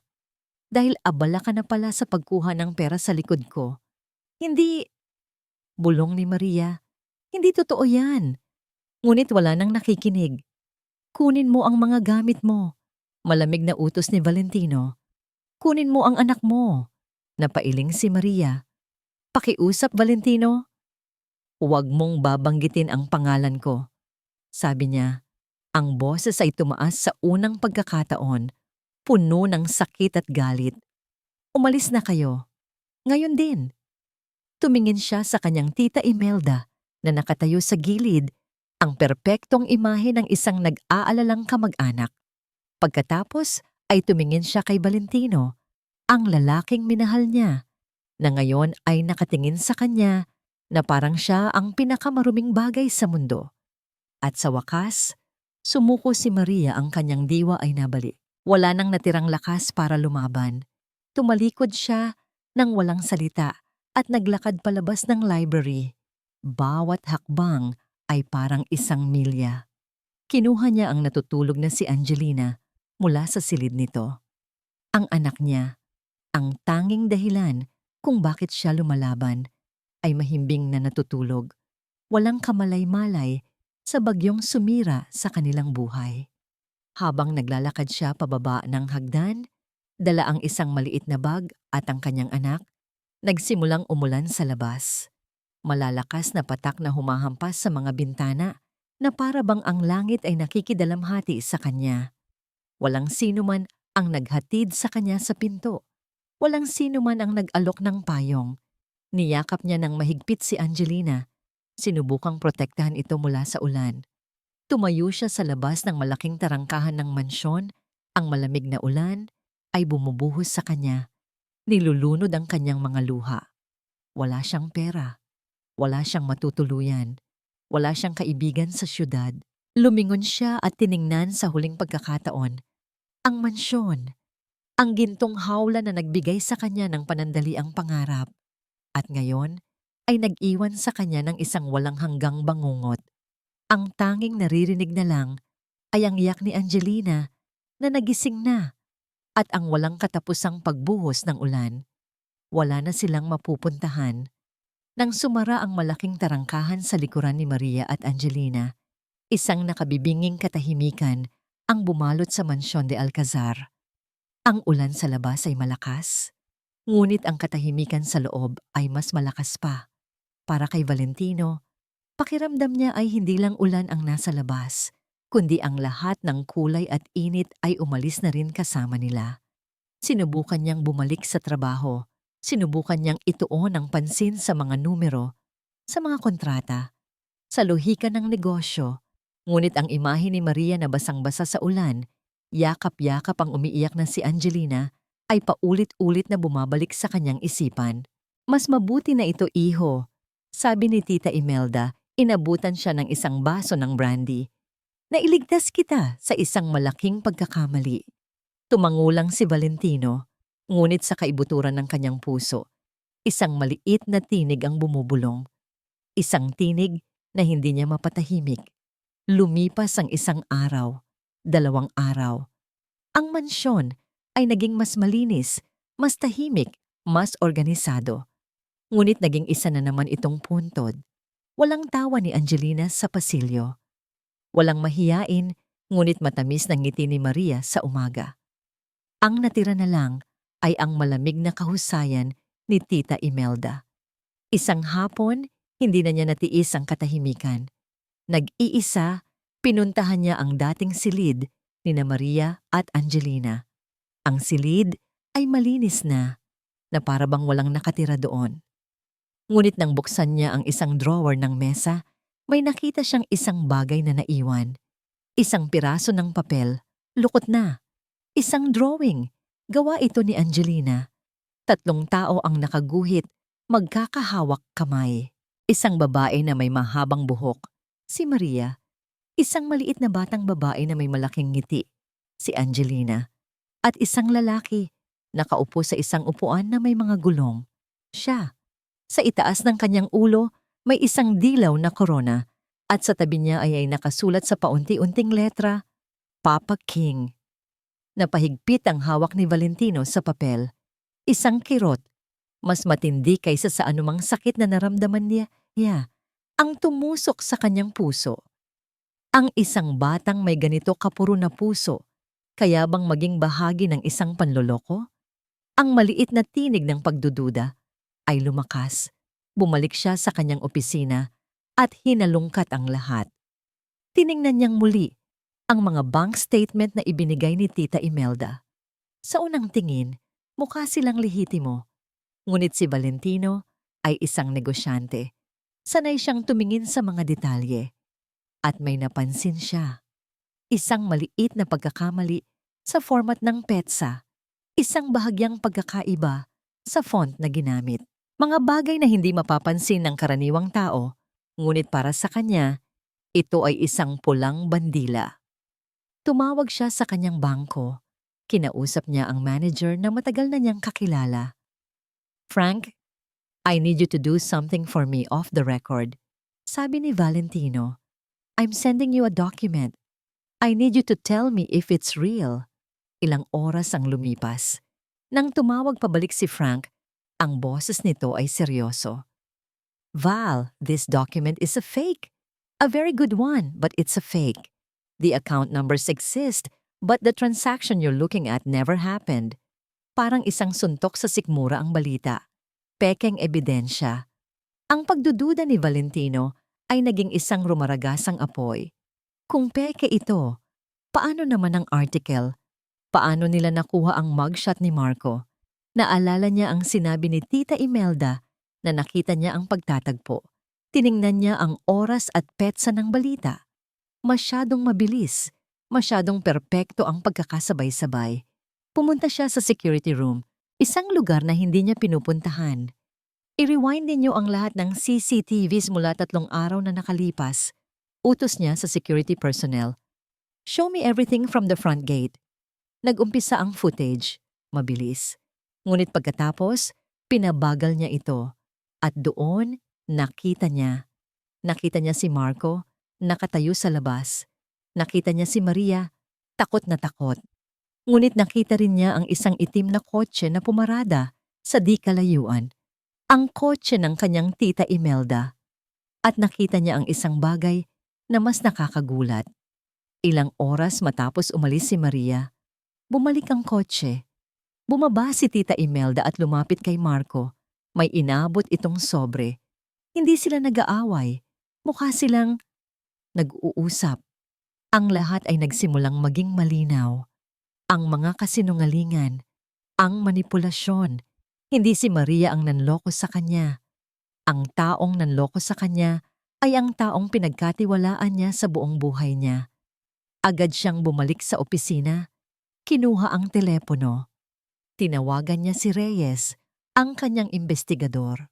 Reyes, nasaan si Maria Santos? Tanong niya.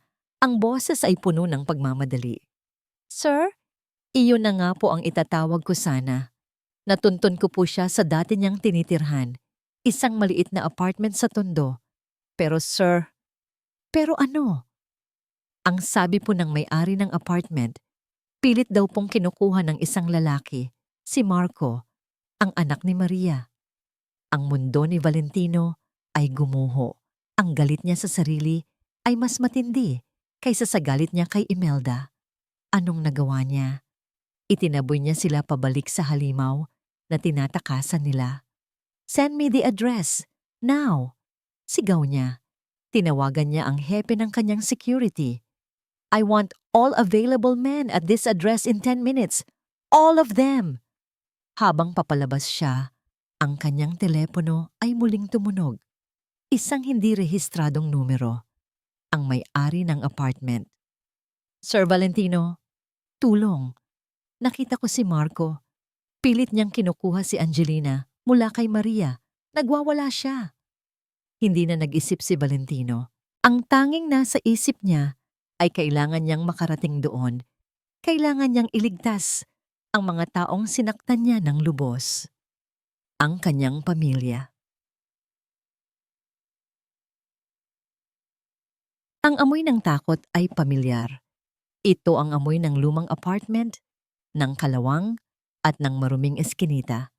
Ito rin ang amoy ng pawis ni Marco, ang amoy ng alak sa kanyang hininga. Ibigay mo sa akin ang bata, Maria, sigaw ni Marco, habang pilit na inaagaw si Angelina mula sa kanyang mga bisig. Hindi, layuan mo kami. Isinigaw ni Maria pabalik.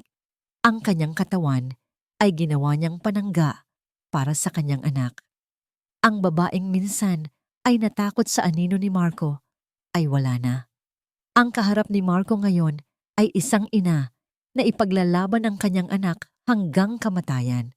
Nasa loob sila ng masikip na pasilyo ng apartment. Si Angelina ay humahagulgol sa takot.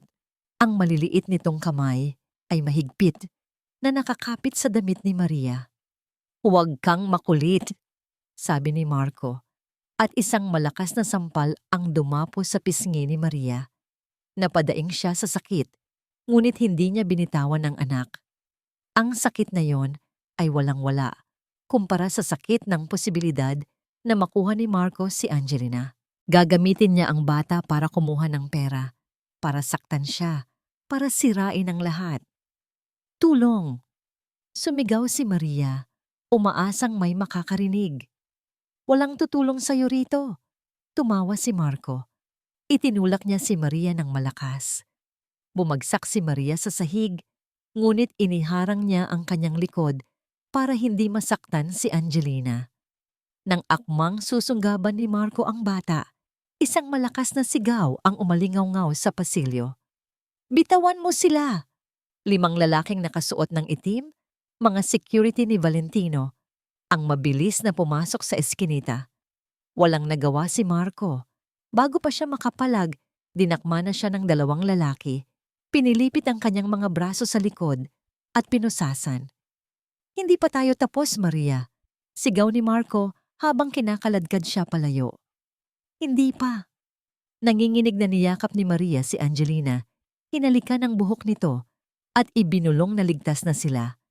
Ngunit nang mag-angat siya ng tingin, ang kanyang puso ay tila huminto sa pagtibok. Doon, sa dulo ng eskinita, sa ilalim ng isang nag-iisang ilaw ng poste, nakaupo si Valentino sa kanyang wheelchair. Ang ulan ay tumila na, ngunit ang kanyang mukha ay nababasa ng isang bagay na hindi naunawaan ni Maria. Isang halo ng pagsisisi, sakit, at isang emosyon na matagal na niyang hindi nakita sa mga mata nito. Pagmamahal. Dahan-dahan itong lumapit. Ang bawat pag-ikot ng gulong sa basang semento ay umalingaw-ngaw sa katahimikan. Walang mga security, walang Tita Imelda, sila lang dalawa, at si Angelina. Tumigil ito sa harap niya. Walang salitang namutawi. Tanging ang kanilang mga mata ang nag-usap. Nakita ni Maria sa mga mata nito ang lahat ng sakit na idinulot niya. At nakita niya rin ang lahat ng sakit na idinulot ni Valentino sa kanya. Patawarin mo ako, Maria. Basag ni Valentino sa katahimikan. Ang boses ay paos at puno ng pagsisisi. POV, Valentino. Ang bawat metro papunta sa eskinita ay parang 1 kilometro ng pagdurusa. Habang minamaneho ng kanyang driver ang sasakyan, ang tanging nasa isip ni Valentino ay ang mga kasalanan niya, ang kanyang kayabangan, ang kanyang pagdududa, ang kanyang karuwagan. Nang makarating sila at makita niyang ligtas na sina Maria at Angelina sa kamay ng kanyang mga tauhan, isang bahagi ng bigat sa kanyang dibdib ang nabawasan. Ngunit ang pinakamalaking bahagi ay naroon pa rin. Iniwan niya ang kanyang mga tauhan at mag-isang pumasok sa eskinita. At nang makita niya si Maria, nakaupo sa maruming sahig, may pasa sa pisngi, yakap-yakap ang kanilang anak. Ang puso niya ay nadurog sa 1,000 piraso. Siya ang may gawa nito. Ang salitang patawad ay tila hindi sapat. Walang salita ang sapat para burahin ang sakit na kanyang idinulot. Matapos masigurong nasa maayos na kalagayan sina Maria at Angelina, iniwan niya sila sa pangangalaga ng pinagkakatiwalaan niyang tauhan na may isang utos. Huwag ninyo silang iiwan. Dalhin ninyo sila sa isang ligtas na lugar. Hintayin ninyo ang tawag ko. Bumalik si Valentino sa mansyon. Ang biyahe pabalik ay isang paghahanda para sa isang giyera. Pumasok siya sa bahay na parang isang bagyo. Ang katahimikan ay sumalubong sa kanya. Ngunit alam niyang naghihintay ang kalaban. Natagpuan niya si Tita Imelda sa sala, kalmadong umiinom ng tsaa, na para bang walang nangyari. Valentino, iho, you're back. Nasaan ang... Huwag mo na silang hanapin. Putol ni Valentino. Ang boses ay malamig na parang yelo. Itinulak niya ang kanyang wheelchair hanggang sa magkaharap sila. Bakit, tita? Tanong din niya. Hindi ito isang tanong na naghahanap ng sagot, kundi isang akusasyon. Bakit mo ginawa ito? Nagbago ang ekspresyon ni Imelda. Ang pagkukunwaring pag-aalala ay nawala. Napalitan ng isang matigas at depensibong anyo. Ang alin? Ang iligtas ka mula sa isang gold digger? Ginawa ko lang ang nararapat para sa pamilyang ito. Ang nararapat? Tumawa si Valentino ng isang mapait na tawa. Ang magbayad ng isang kriminal para manakot ng isang babae at isang bata. Ang mameke ng mga dokumento. Ang sirain ng buhay ng mga inosenteng tao. Yan ba ang nararapat? Tumayo si Imelda. Ang kanyang kalmadong anyo ay nagsimulang magpakita ng lamat. Hindi mo naiintindihan, Valentino. Ang mga taong tulad niya, hindi sila nabibilang sa mundo natin. Sisirain ka niya. Siya ang nag-iisang taong bumuo sa akin sa loob ng 5 taon. Sigaw ni Valentino. Ang kanyang boses ay umalingaw-ngaw sa buong sala. At ikaw, sinira mo hindi lang siya, kundi ako. Ginawa ko yon para protektahan ka. Sigaw ni Imelda pabalik, ang kanyang pagpipigil ay tuluyan ng bumigay. Katulad ng ginawa ko noon, natigilan si Valentino. Anong ibig mong sabihin? Ang mga mata ni Imelda ay napuno ng luha, mga luha ng galit, ng pagsisisi, ng isang sikretong matagal nang kinikimkim. Ang aksidente, Valentino. Humagulgol siya. Naalala mo ba bago ka umalis ng bahay noon? Ang pagtatalo natin, sinabi ko sa'yo na wala kang silbi, na hindi mo kayang patakbuhin ang kumpanya nang wala ako. Nagalit ka, umalis ka ng bahay na galit na galit. Ang mga alaala ay bumalik kay Valentino na parang isang alon. Ang mga masasakit na salita, ang galit, ang bilis ng pagpapatakbo niya sa kotse. Kung hindi dahil sa mga sinabi ko, patuloy ni Imelda, ang bawat salita ay isang saksak. Hindi ka sana magagalit. Hindi ka sana magmamaneho ng mabilis. Hindi ka sana na aksidente. Ang pag-amin ay binitawan sa hangin. Isang bomba na sumabog sa katahimikan.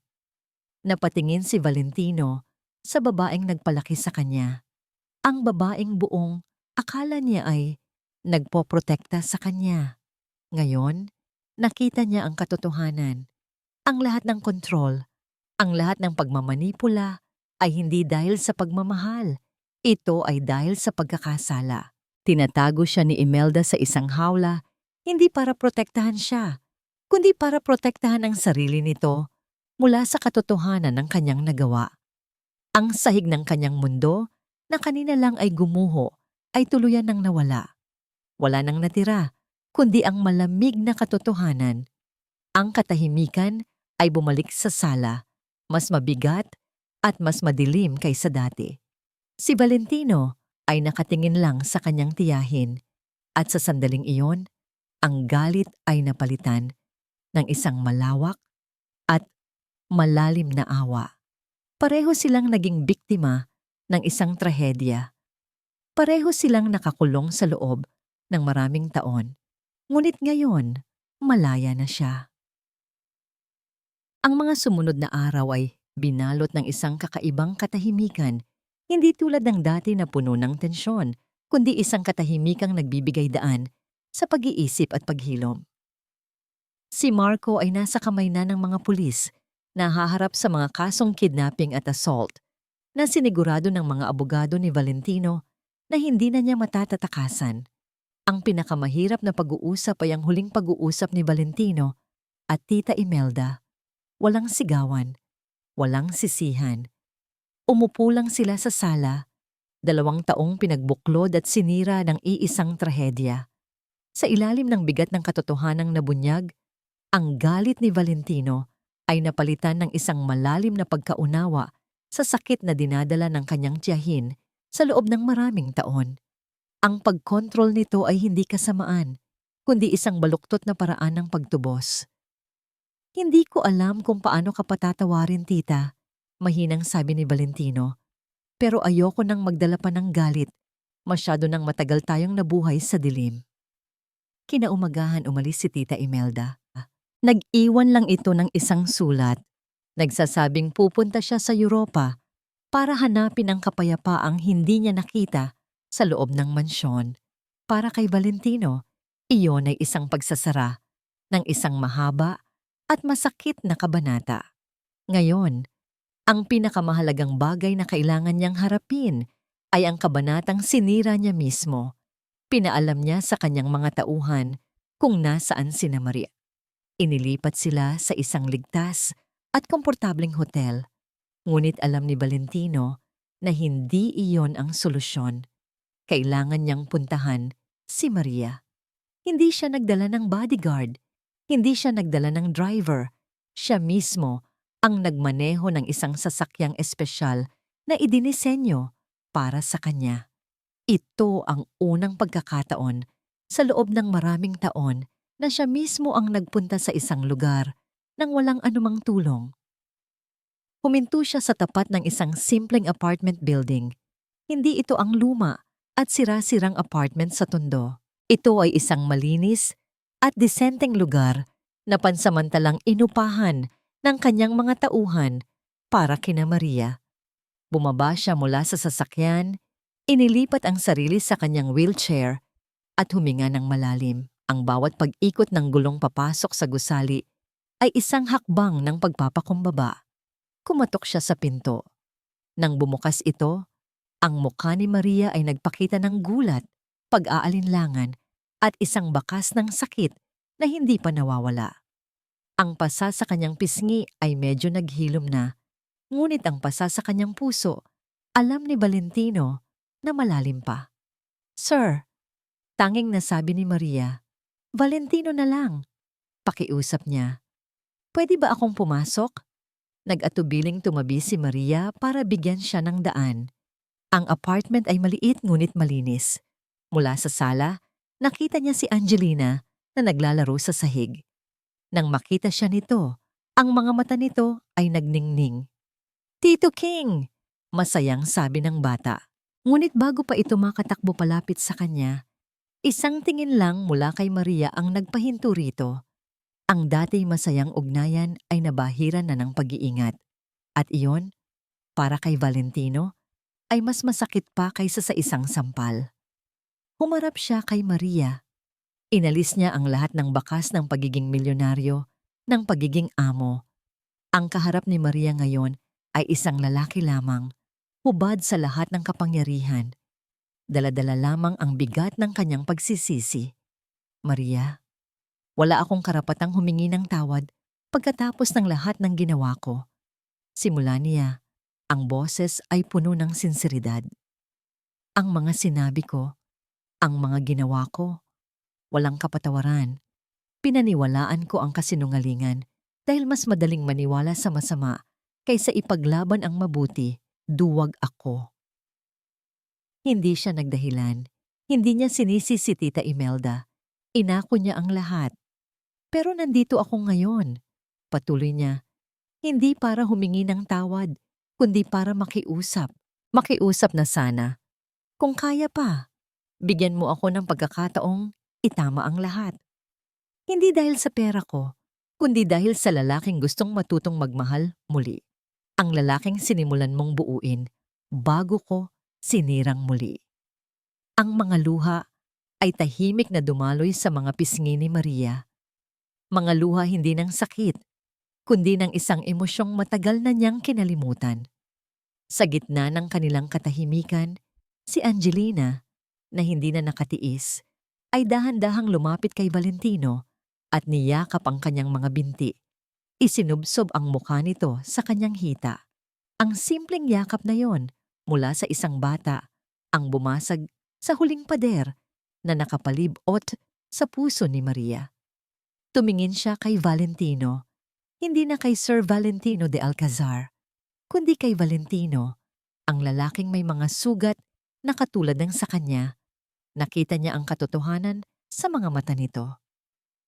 Ang pagsisisi, ang pag-asa, dahan-dahan tumango si Maria. Isang maliit na tango, ngunit para kay Valentino, ito ay parang pagsikat ng araw pagkatapos ng isang napakahabang gabi. Isang ngingiti, ang unang tunay na ngiti sa loob ng maraming araw, ang sumilay sa mga labi ni Valentino. Tumingin siya kay Maria, ang kanyang mga mata ay puno ng isang pangako, isang tanong, isang pakiusap. "Umuwi na kayo," mahina niyang sabi. Hindi ito isang utos, kundi isang imbitasyon. Sa bahay natin. Makalipas ang isang taon, ang sikat ng araw sa umaga ay malayang pumapasok sa malalaking bintana ng Mansyon de Alcazar. Ngunit ngayon, ang liwanag na ito ay may kasamang init, isang init na hindi nagmumula sa araw, kundi sa buhay na nasa loob ng tahanan.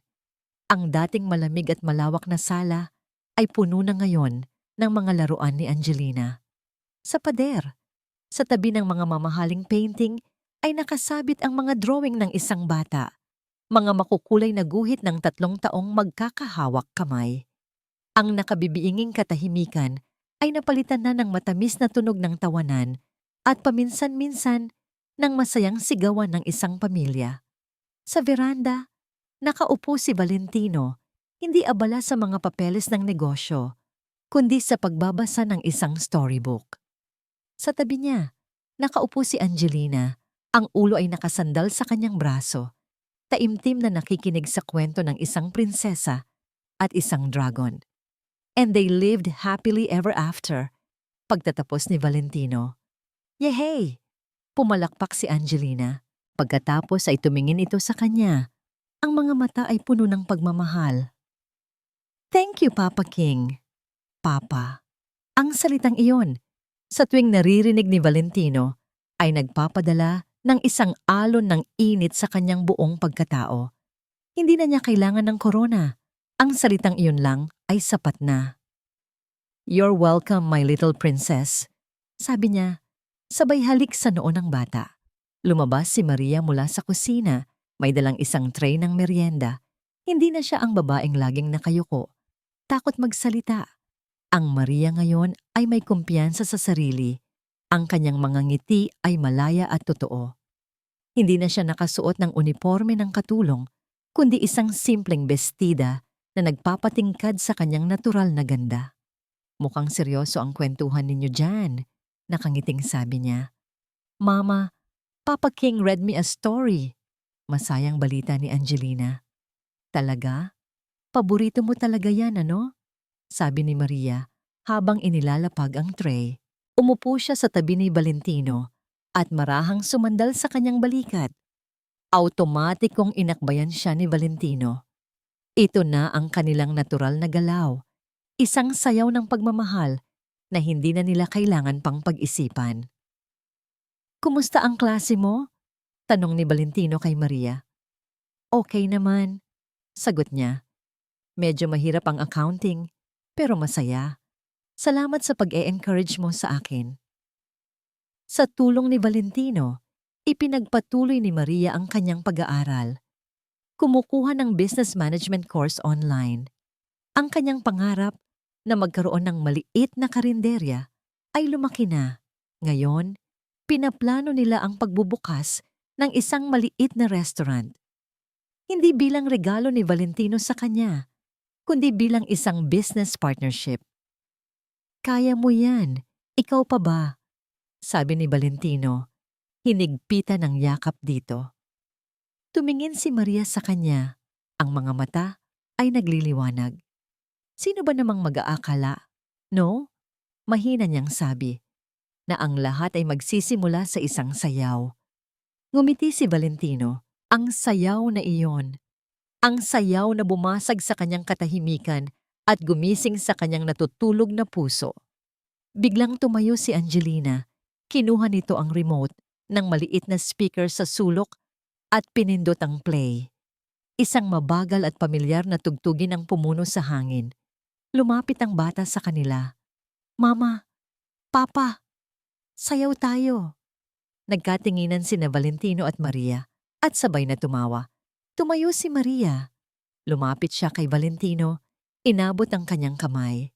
"May I have this dance, Mr. De Alcazar?" Formal niyang tanong. May kasamang mapaglarong ngiti. Kinuha ni Valentino ang kanyang kamay at hinalikan ito. "It would be my honor, Mrs. De Alcazar." Hindi pa sila kasal, ngunit para sa kanilang tatlo, sila ay isang pamilya na. Sa gitna ng beranda, dahan-dahang inikot ni Valentino ang kanyang wheelchair. Hawak niya ang isang kamay ni Maria, habang ang isa naman ay nakahawak sa kamay ni Angelina. Umiikot silang tatlo, isang hindi perpektong sayaw, ngunit puno ng perpektong pagmamahal. Habang pinagmamasdan niya ang dalawang pinakamahalagang tao sa kanyang buhay, ang babaeng nagturo sa kanya kung paano magtiwala at magmahal muli. At ang batang nagpaalala sa kanya kung paano mangarap. Isang realisasyon ang tumatak sa isipan ni Valentino. Ang kanyang wheelchair ay hindi isang kulungan. Ang kanyang mga binti ay hindi ang kanyang pagkatao. Ang mga ito ay bahagi lang niya. Ang kanyang tahanan ay hindi ang malaking mansyon na ito. Ang kanyang tahanan ay ang pagmamahal na nakikita niya sa mga mata ni Maria. Ang kanyang tahanan ay ang mahigpit na yakap ni Angelina. Sa paglubog ng araw, ang tatlong anino ay naging isa. Isang pamilyang binuo, hindi ng dugo, kundi ng pag-unawa. Isang pamilyang sinubok ng kasinungalingan, ngunit pinagtibay ng katotohanan. Isang pamilyang nagpapatunay na ang tunay na halaga ng isang tao ay hindi nasusukat sa kung ano ang kulang sa kanya, kundi sa pag-ibig na kaya niyang ibigay. At para kay Valentino, Maria at Angelina, iyon ay higit pa sa sapat. At dito nagtatapos ang kwento nina Valentino, Maria at Angelina. Mga minamahal kong tagapakinig, mula sa kaibuturan ng aking puso, maraming salamat sa inyong walang sawang pagsubaybay sa bawat kabanata ng kanilang paglalakbay. Isang karangalan ang buhay ng kanilang kwento at naging mas makabuluhan ito dahil sa inyong pakikinig. Habang isinusulat ko ang bawat salita, kasama ninyo akong naramdaman ang bigat ng kalungkutan ni Valentino, ang tahimik na lakas ni Maria, at ang purong pag-asa na dala ni Angelina. Sila ay naging higit pa sa mga karakter lemang. Sila ay naging salamin ng mga laban, pangarap, at pag-ibig na hinaharap nating lahat. Ang kwento ni na Valentino at Maria ay higit pa sa isang simpleng love story. Ito ay isang paalala na ang tunay na halaga ng isang tao ay hindi nakikita ng mga mata, kundi nararamdaman ng puso. Ito ay tungkol sa kapangyarihan ng pagpapatawad, hindi lamang sa pagpapatawad sa mga nagkasala sa atin, kundi lalo na sa pagpapatawad sa ating mga sarili para sa ating mga pagkakamali.